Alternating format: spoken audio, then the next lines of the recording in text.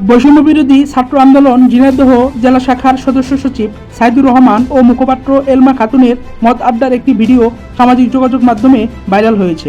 Viral হওয়ার পর ভিডিওটি নিয়ে সামাজিক যোগাযোগ মাধ্যমে চলছে আলোচনা সমালোচনার ঝড়।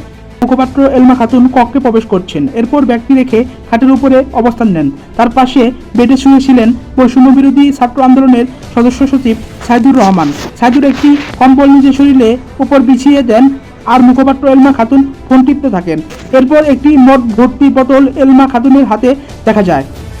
জানা যায়, ইসলামিক বিশ্ববিদ্যালয়ের শিক্ষার্থী আবু হুরাইরাকে আহ্বায়ক, কেসি কলেজ শিক্ষার্থী সাইদুর রহমানকে সদস্য সচিব, ইডেন মহিলা কলেজ শিক্ষার্থী এলমা খাতুনকে মুখপাত্র সহ কমিটিতে 13 জনকে যুগ্ম আহ্বায়ক, 13 জনকে যুগ্ম সদস্য সচিব, 9 জনকে সংগঠক ও 66 জনকে সদস্য করে বৈষম্য বিরোধী ছাত্র আন্দোলনের আহ্বায়ক হাসনাত আবদুল্লাহ ও সদস্য সচিব আরিফ সোহেল 6 মাসের জন্য এই কমিটির অনুমোদন দেন।